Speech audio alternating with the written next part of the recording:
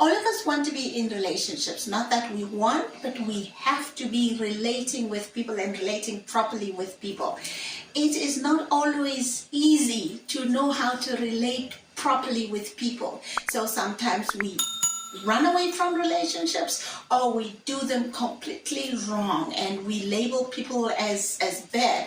People are not wrong. Relationships require work. Today I am giving you 4 tips, 4 biblical strategies, secrets on how to be successful in your relationships.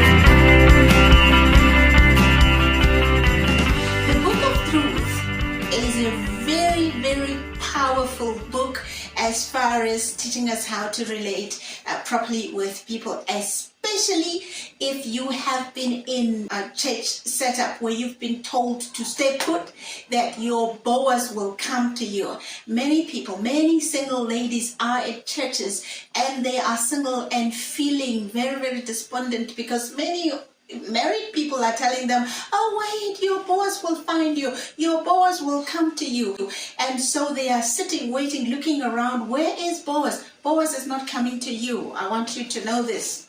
First off, he is not coming to you. So I'm going to give you these tips to be finding your Boaz, to meet your Boaz. You have got to get out of the house and go find him. He is probably not at church. He is probably not even at work where you are working. He is probably not even in the street, but he is somewhere. So tip number 1, have a goal. A goal simply means, what is my target? Who is my Boaz? What does he look like? Okay, you should know what you are attracted to, the type of person that would ignite something in you. That's a target. That's the first thing. You have a goal. You need to have a goal. It is important so that you are not just saying yes to anyone who winks at you. Okay, number 2, you have to work on your character. All right? How you work on your character? Naomi says to young Ruth, lady, you've got to wash your face. That means you are going to have to leave behind every memory of your past relationships. Negative memories and negative effects that we are dragging along in new relationships affect new relationships. Secondly, you're going to anoint yourself. That means you're going to put on the oil of gladness. You have to learn to be cheerful. You understand? Otherwise, you're going to walk in there all gloomy and depressing the man. Point 2, point 3, you have got to change your garments. Change your clothes. You don't want to be dressed like you used to dress in your previous relationships, because where you were, the way you dressed in the previous relationship had to change. You have to dress for where you are. What does your Boaz dress like? Okay, is he wearing jeans, or is he wearing a suit? Is he wearing shorts? The way you dress has to resemble where you are going, because you want to dress to be addressed properly so that you're not confusing anybody. All right, so those are 2.1, 2.3, 2.1, 2.2, and 2.3. Okay, number 4, you are going to get out of the house. Stop hiding in the house. Stop hiding at church. If you haven't found him yet, I promise you, there is so much pressure on the worship leader. He's probably not your Boaz. So get out there. If you haven't met him at work, he is somewhere. He is somewhere. Just know where he is and go there. Boaz is at the threshing floor. You should know where that is. You should know where that is. And you're going to have to walk there. It is probably to the mall. It is probably to the stadium. I don't care where he is, but you're going to go there. Even if you're going to ask for something, but you need to be out and about to be found and talked to. All right? Okay. Number 5. When you find him, shut up.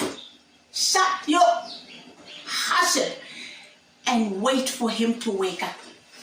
Because the Boaz that Naomi is talking about has plans. He will be asleep after he had worked hard, and so he had rejoiced and had a drink or two when he's sleeping. Don't wake a man up too quickly. Wait for him to wake up.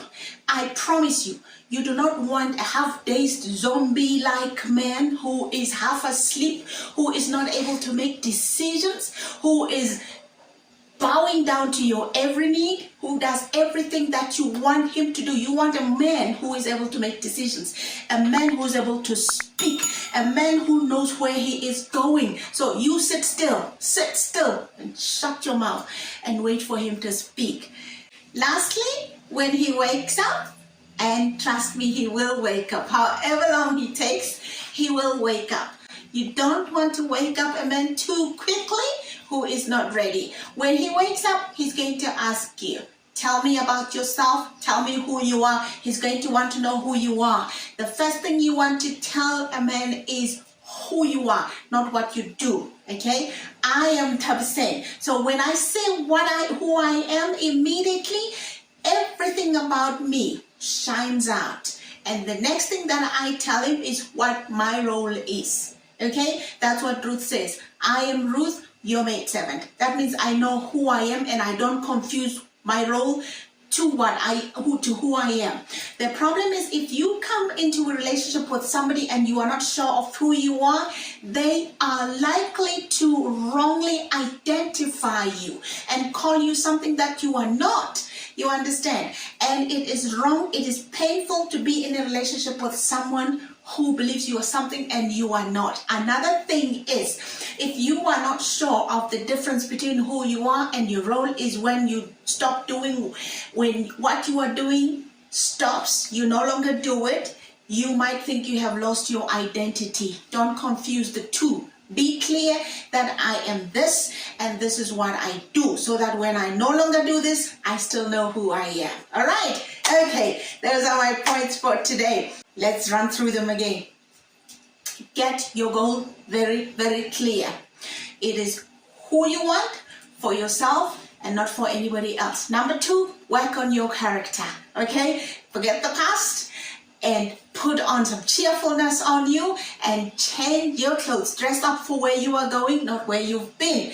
And then number 3, walk to where your goal is, to where your man is, to where your boss is. Number 4, wait for him. Sit still, shut your mouth, and don't say anything until he wakes up. Do not wake the man up. Wait, sit, be patient. It might take long, but wait. And number 5, when he finally wakes up, he will ask you, who are you? Be ready to tell him who you are. All right? Be ready to explain who you are. Don't confuse who you are with what you do. All right then. Thank you. So, don't forget again to subscribe below. Subscribe, and please don't forget to give me your comments. I want to know if I am helping you at all with my the advice, the relationships especially. And so please let me know. I do want to hear if I'm helping you, and if you want me to talk about anything else. I will see you again next time. Keep warm, keep well, and go loving each other. All right then. Cheers everybody. Till next time. Bye bye.